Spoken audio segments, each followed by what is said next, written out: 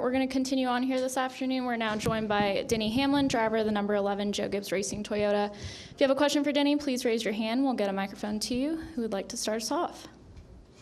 Okay, we'll start with Jeff and then go to Bob.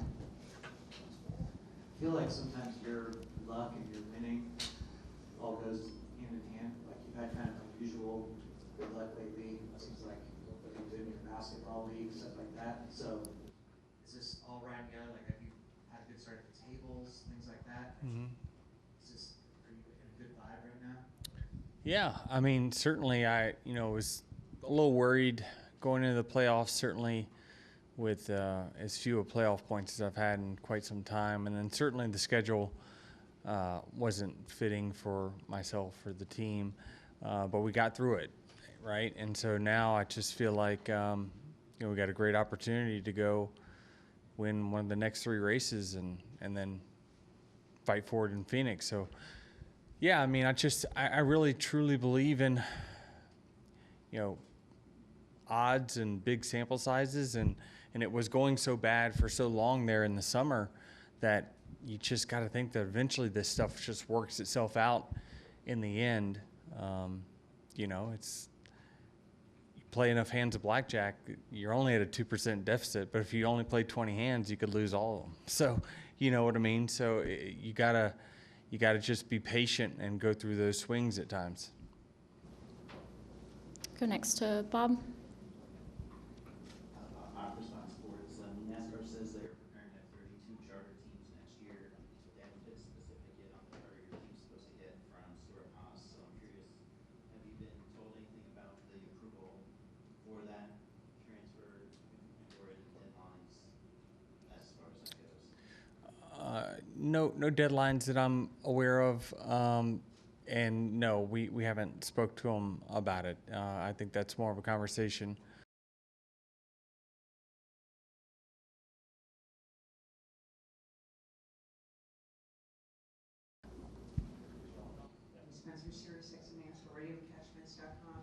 You beat yourself up pretty good about your road course prowess and basically kind of is calling it you can't teach an old dog new tricks, right? Would you advocate seeing more intermediate tracks in the future on the schedule, or are you just going to kind of take your medicine in the time you have left in the Cup Series? It's a good question. I mean, it's something that we debate within the 11 team a lot is, to take the next step, how much effort would that take from myself and resources and things like that. And there's things you could do, but, are you going to get enough return on that? The way the schedule sets up next year, if you're looking at it, it's, okay, we're taking out this track. We're now putting in a couple more ovals in the playoffs. So I think the schedule fits us a little bit better. So I think you almost, I don't know that we've decided, but certainly it's a discussion we have, and myself and Chris, about, what is our next steps on it. Because certainly it could have bitten us pretty good this year, the way the schedule laid out. But yeah, I mean, I think that, I'm not opposed to the schedule the way it is, in the sense of that I know it challenges drivers and challenges them in different types of techniques, right? You got to be a more rounded driver nowadays than what you used to be able to, have to be, because road courses weren't such a big part of it. Road courses never have been, in NASCAR's history, a big part of their DNA, but it has, worked its way in that direction over the last, handful of years. So if that's a continuation, then I would say, yeah, you maybe want to add some more resources to getting better. But I just don't know what the return on that investment would be if I had to start over right now. And on the other side of that, you look at a track like Homestead, and you've just been amazingly fast there over the years. Last year was an anomaly, clearly because of your shoulder, right? But is that a place where you gave her kind of half circle because you know that you're badass fast there? Yeah, I mean, it's been good. I still think that there's one or two drivers that I think are a little better than what I am at that racetrack and their techniques. But I think that right situations, I'm going to be right there in the top 5 with a great shot to win it if nothing changes. But I am working on, how I can improve at all racetracks. But I just think that these 3, set up nicely for us, and there's no reason why we shouldn't compete in all 3 of them. Jerry, Dustin, and then Holly. Jerry Jordan, KeepingTheParents.net. Over the years, we've seen drivers have a beef with each other, and they end up in the truck together the next week. In your situation, you race for a championship. You could win this championship and be the champion representing NASCAR, who also has a lawsuit against them in a charter situation. Have you given any thoughts to that dynamic and how awkward that might be, or will it be awkward for you? Yeah, I mean, I would like to have that problem, truthfully. I always say, if you got an issue, you cross that bridge when you get there. And so it's a problem I would love to have. But I would understand the responsibilities of a champion, and certainly knowing what I'm representing, and I think I'd be able to do a good job of separating the 2. Dustin. Denny, by most metrics, like this round of 8 seems pretty deep. How do you view the strength of these 8 teams? Yeah, I mean, I mentioned on the podcast this week that I thought it was the strongest 8 that we've had, and that's not. I kind of probably misspoke, because it's not. Is it based off of talent, like all that stuff? I mean, there's arguably been some 8 Hall of Famers and in the playoffs, before. But not saying there's not now, but I just think how equal the field is. Other than the 5 team that I kind of put, a little step above the other 7, I think it's just wide open from that perspective. So I think it's the strong, the most disparity we've had in those 8. So, man, it's just who can get off on the right foot, I think, these next couple weeks. Can you have a bad race and still point your way, do you feel? That part will be difficult. I don't if you have a bad finish at the very end after you've scored 20 stage points, I think you can probably get away with that. But an early exit from the race and then thinking you're going to get in on points, given the racetracks, probably will be difficult to do. So certainly, I wouldn't plan on that being part of your point budget. We'll come up front to Holly.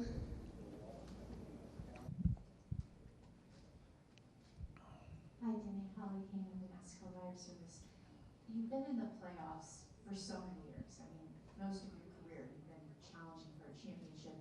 This year, with a lot going on, well beyond your team, do you kind of thrive in that? Are you the person that likes to have a lot going on, or do you really have to kind of focus in and say, when I'm at home, I'm just doing this? I mean, do you feel like you do better with so much going on, or do you really have to? I don't know if I do better, but it's just what I choose, right? I'm a workaholic in every way, shape, or form. So I just think that it's what I like to do. I like to set goals and then figure out the process to achieve those goals. So it's self-inflicted in some instances, but others, when things pile on, you've got this going on, that going on, and what have you. It's just you just put it in the tackle box, and it's stored away in its own little section there. And when I have to address it, I'll go back in there and I'll open up that section of the tackle box, and I'll work on that problem. But I like to think that my tackle box is pretty deep, and certainly got a lot of storage in there. But certainly, even at my age, it's still something I love to do, and there's not much I would like to eliminate from my daily life. And certainly, as time goes on, there's always going to be things that pop up that you just don't plan for. But it's how do you react in those situations, and how do you manage them? All right, we're a little tight tight on time, so we're going to try to get 3 more in. We're going to go to Kelly and then Chris and finish over here in the middle. Kelly from racer.com. Denny, is being a race car driver at an elite level bad for your health? I guess I need to know more of the context of the question. So, a couple now retired drivers have had interesting conversations with me on the podcast about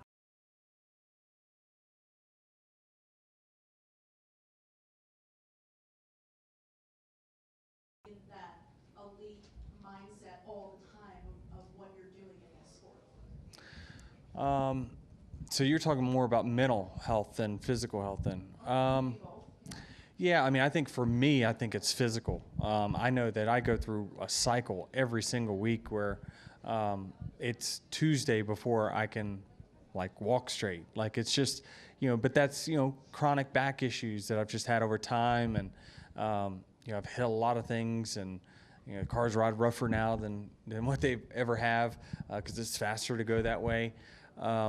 So I think it's different for everyone. I mean, you see some young guys, probably like Blaney, right? Doesn't feel a thing. He probably could go do whatever tomorrow.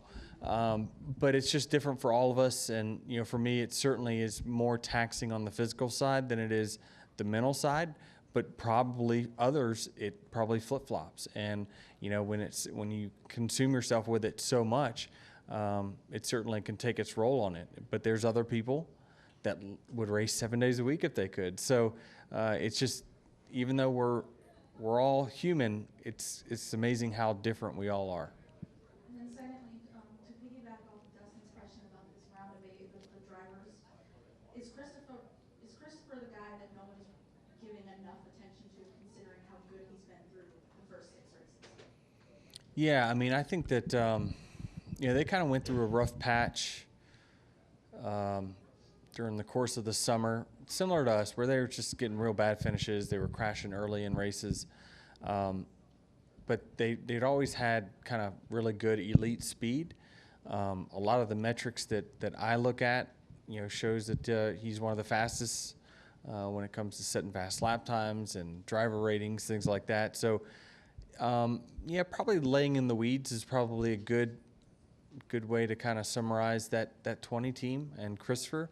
But I think some of it also is, his personality, right? He's not outspoken that much. He's pretty soft-spoken. And so typically people like that always fly under the radar. Matt Kenseth is, I consider them very, very similar when I think about who is Christopher, and I've got to work with both of them.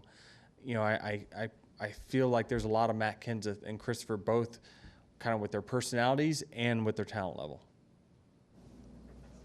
All right, final 2 questions. We'll go to Chris and then in the middle over here. Chris, NASCAR.com. Denny, next year, Ty Gibbs going to be listed owners of the Ford Xfinity car with Taylor Gray.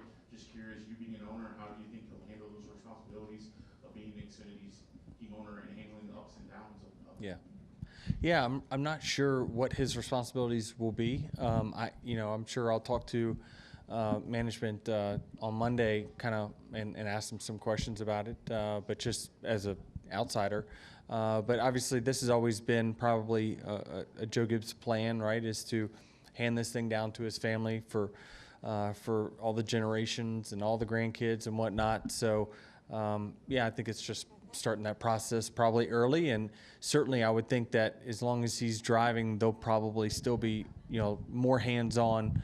But it certainly would be something that would allow Ty to get immersed in the ownership side early. And a quick follow-up, you last 1 year in the fall race, not in 2021, but that didn't get you into the championship 4. But this year it would, if you won on Sunday, it would get you into the championship 4. How much pressure would be taken off your shoulders if you were able to accomplish that? Yeah, it would be a big one for sure. It just, you get a little bit extra time, that you're not working on the next 2 racetracks, you're working on Phoenix instead. So it just really would probably help the teams more so than the driver. But the first race in the round of 8 is always one of the most important, just because of the advantage that you could get. But I'm not really sure if stats would back that up, that people that have won their way into the round of 4 right away. I couldn't tell you how the result has ended up in the round of 4 because it is one race. But yeah, it certainly would be awesome, and I'd love to have it happen. We'll take our final question in the middle behind you right there. Yep. Brian Twine, Pittsburgh Media Group.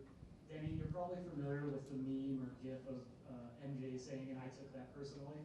With everything that's going on off track right now between 2311 front row and NASCAR, do you feel like you're extra motivated to get a win in this round and clinch a spot in the championship 4 and eventually hopefully win a championship? Yeah, I mean, I kind of talked about it earlier that, it's a problem I would love to have is to, lift up that, have Steve Phelps handing me that championship trophy in Phoenix. That would just be awesome, right? And we've spoke personally about, that, and he said he'd be glad to do it. And so, certainly if I win the championship as a driver, I'm the driver of the 11, right? And I represent that team. There is another person that is the owner of the 2311 cars. And so, again, I can find a way to separate those two, but certainly I'm heavily motivated, certainly not only with all those outside factors going on, but just generally the exhale that we had after we got through the last round. Denny, thanks so much for joining us, and good luck this weekend. Thank you.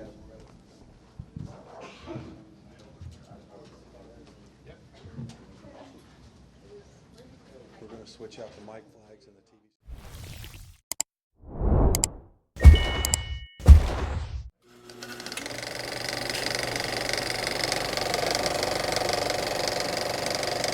All right, there's the checkered flag. Great job, driver.